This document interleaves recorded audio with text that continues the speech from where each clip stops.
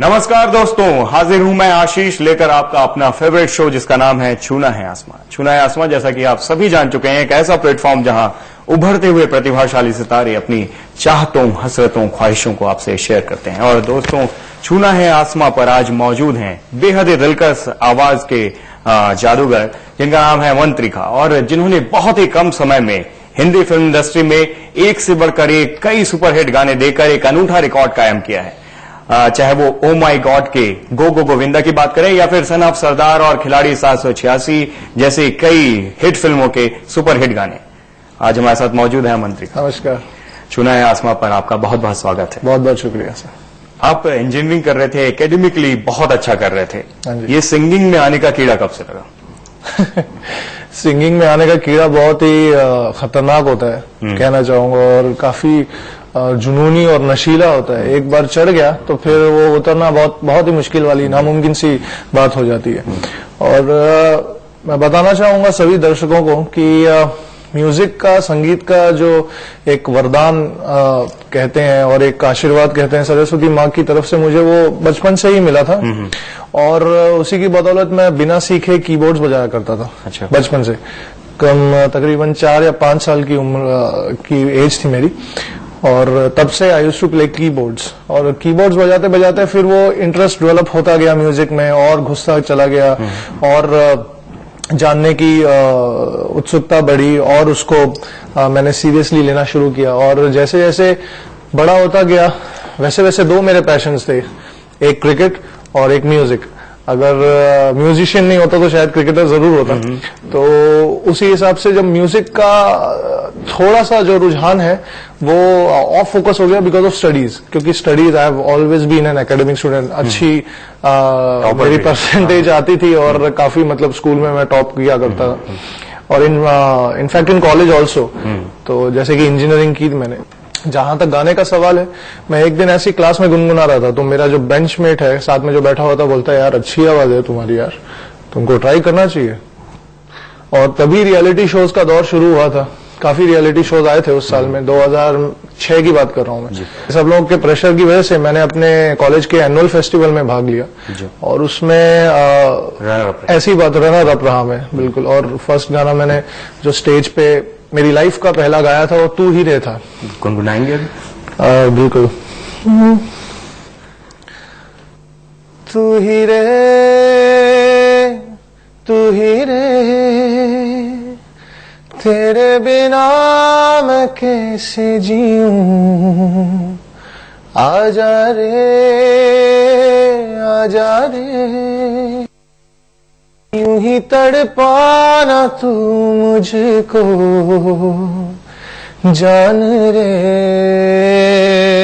जान रे, इन सांसों में बस जा तू, चांद रे, चांद रे, आजा दिल की जमीन पे तू, चाहते हैं अगर आके मुझसे मिल जा तू, या फिर ऐसा कर धरती से मिला दे मुझको। तू ही रे, तू ही रे, क्या बात। तेरे बिना मैं कैसे जीऊं, आजा रे, आजा रे, इन सांसों में बस जा तू। तो इस गाने से शुरुआत हुई और रनर अप मुझे दिया गया। और जो रनर अप पोजीशन से ज्यादा जो हौसला अफजाई हुई, जो तालियां पिटी और जो लोगों के रिएक्शंस थे, उनसे मुझे बहुत एक सपोर्ट और मोरल बूस्ट हुआ मेरा। Everyone praised it. और मेरे परफॉर्मेंस के बाद बैक स्टेज आके, बाहर आके सब लोगों ने मुझे बहुत मेरी ढांढस बंधाई और मुझे बहुत अप्रिशिएट किया। संगीत की शिक्षा ली थी? संगीत की शिक्षा मैंने 1-1.5 साल बाद शुरू की। मतलब जब से मुझे पता चला कि मैं गा सकता हूँ, उसके 1-1.5 साल बाद मैंने लेनी शुरू की। और उस्ताद मकबूल हुसैन खान साहब मेरे गुरुजी, और बहुत मैं अपने आप को खुशकिस्मत मानता हूँ, ऊपर वाले का बहुत बड़ा शुक्रिया अदा करता हूँ कि ऐसे गुरु मुझे मिले। और जब घर वालों को बताया कि सिंगिंग को एज अ प्रोफेशन चुनना है, तो उनका क्या रिएक्शन था? क्योंकि एकेडमिकली अच्छा कर रहे थे, पढ़ाई लिखाई अच्छा करते थे, तो फिर अचानक से ये स्विच जो था उनको कैसा लगा? स्विच आसान नहीं था, इतना कहूंगा, क्योंकि वो अपनी जगह पे बिल्कुल सही थे कि इस इंडस्ट्री में आपको काफी दौरों, काफी चीजों से गुजरना पड़ता है, काफी पड़ाव है, आसान नहीं है अपना मुकाम पाना।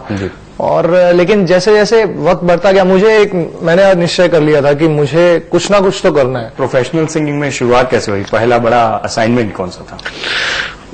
प्रोफेशनल सिंगिंग में पहला असाइनमेंट मुझे जिंगल्स काफी मिले थे। जब मैंने इंजीनियरिंग खत्म की, इंजीनियरिंग खत्म करके मैंने अपनी स्ट्रगल शुरू कर दी इस लाइन में। एक कंपोजर पंकज अवस्थी हैं जो, और उनके थ्रू मुझे पहला अपना एक, जितने भी जो मेरे जिंगल्स थे, और काफी जिंगल्स मैंने गाए बहुत ही रिनाउंड ब्रांड्स के।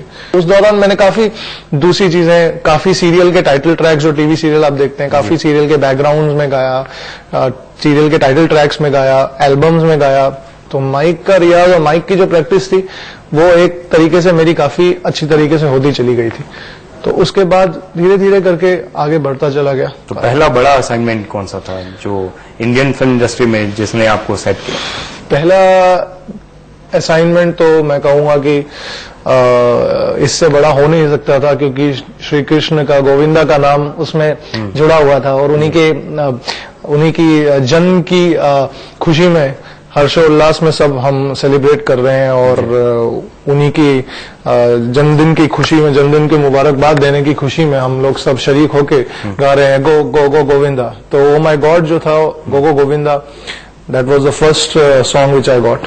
और हिमेश रेशमिया जी के बारे में जितना भी मैं कहूं या जितनी भी उनकी तारीफ करूं, मेरे वर्ड्स छोटे पड़ जाएंगे। सहारा चैनल का जो बहुत बड़ा एक सुर क्षेत्र जो शो, इंडिया पाकिस्तान की सुरों की जो एक जंग थी, और जंग से ज्यादा मैं समझता हूं कि जंग से ज्यादा एक मेल मिलाप था, और लोगों को सुनने को मिला, पूरी दुनिया को सुनने को मिला कि भारत और पाकिस्तान में कितने टैलेंटेड सिंगर्स हैं। और गजेंद्र सिंह जी का खास करके बहुत शुक्रिया अदा करना चाहूंगा, बोनी कपूर जी का, सहारा श्री जी का, और जितने भी सहारा के लोग थे जिन्होंने मुझे सिलेक्ट किया। पहला गाना साडा हक था जी।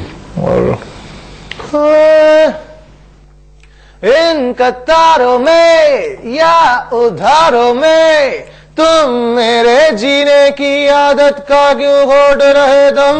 क्या तुम सबको हर्जी दूं, मतलब कि तुम सबका मुझ पे, मुझसे भी ज्यादा हक है। ज्यादा हक वैसे लगाओ,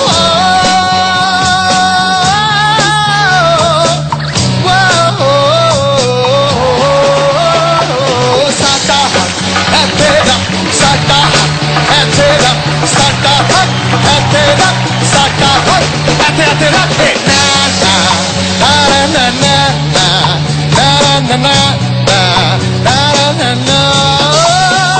आपके पहले गाने की बात करेंगे, गो गो गोविंदा। सुर क्षेत्र के समय से ही हिमेश ने आपके अंदर की टैलेंट को पहचान लिया, और उसके बाद गो गो गोविंदा मिला। उसमें प्रभु देवा जैसे इतने बड़े डांसर, सोनाक्षी जैसे स्टार उस गाने में पिक्चराइज किए गए। कहीं भी वो थोड़ा सा नर्वसनेस या फिर ये डर नहीं था कि इतने बड़े लोग हैं इस गाने में, और इतना बड़ा म्यूजिक डायरेक्टर है, उसने आपको एक चांस दिया है, तो कहीं से वो नर्वसनेस नहीं थी? नर्वसनेस एक हद तक होना, थोड़ी मात्रा में होना एक अच्छा भी होता है, आपके लिए फायदेमंद होती है वो चीज, क्योंकि आप नर्वस एनर्जी जो होती है अपनी, वो आप पॉजिटिवली उसको गाने में लगा सकते हैं, और उसको वेंट आउट कर सकते हैं गाने में, अपने एक्शन में, फोर्स में, और अपने एटीट्यूड में। तो जब मुझे मिला था गाना, तो मुझे पहले नहीं बताया गया था। जैसे ही मैं पहुंचा कि किसके ऊपर पिक्चराइज है, जस्ट हिमेश जी ने मुझे बुलाया था स्टूडियो में और बोला था, बेटा ये गाना सुनो, ये याद कर लो, तुम लिरिक्स हैं और सुन लो। उसके बाद जैसे जैसे मैं रिकॉर्ड करता गया वैसे वैसे और जो स्पष्टता आती गई गाने में, तो उसके बाद जो निकल के आया वो तो पूरी दुनिया ने उसको सराहा। वो गाना हो जाए अपन। अटके मटके झटके मारे हैं तू आज शोला तो हम भी फुआरे हैं, तू आसमां पे है तो चांद तारे हैं हम। अटके मटके झटके मारे हैं तू आज शोला तो हम भी फुआरे हैं, तू आसमां पे है तो चांद तारे हैं हम। चाहे दम निकले ये दम है कसम तेरी कसम, तुझे आज छोड़ेंगे ना हम।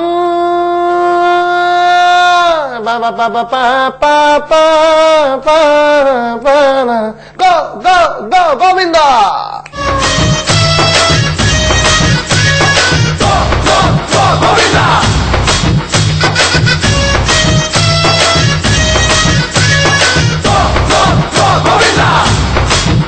कमाल का माहौल बना दिया है आपने यहाँ पर। आपके साथ ये जो सुरीली बातचीत है जारी रहेगी। यहाँ वक्त है एक छोटे से ब्रेक का। दोस्तों, छूना है आसमां पर हमारी बातचीत बेहद ही टैलेंटेड सिंगर अमन त्रिका से यूं ही जारी रहेगी। आप कहीं मत जाइएगा।